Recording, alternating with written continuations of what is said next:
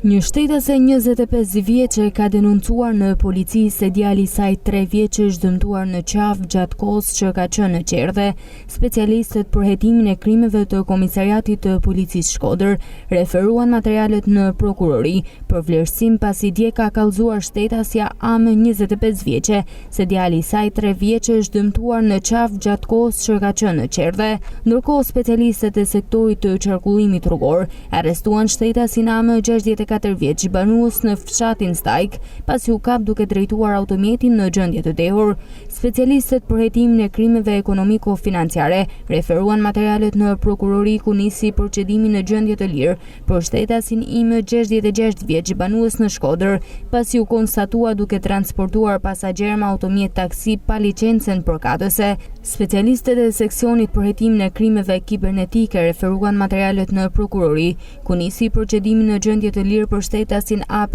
54 vjeç banues në Itali, pasi ka kallëzuar shtetasja MP se 54 vjeçari ka hapur një llogari me të dhënat e saj në rrjetin social Facebook dhe poston foto të saj. Specialistët për hetimin e krimeve të Komisariatit të Policisë Shkodër referuan materialet në prokurori ku nisi procedimit në gjendje të lirë për shtetasit ST 65 vjeç banues në fshatin Ngurizi, pasi nga kontrollet dhe verifikimet e kryera në bashkëpunim me shërbimet e OSHE-s u konstatua furnizimi pa ligjshëm me energji elektrike në biznesin e tij. XL 51 vjeç banues në Shkodër pasi ka kryer punime ndërtimi pa lejen përkatëse. Gjithashtu specialistët për hetimin e krimeve të Komisariatit të Policisë Malësi e Madhe referuan materialet në prokurori ku nisi procedimi në gjendje të lirë për shtetasin AK pasi ka kryer punime ndërtimi pa lejen përkatëse. Specialistët për hetimin e krimeve të Komisariatit të Policisë Vauides referuan materialet në prokurori ku nisi procedimi në gjendje të lirë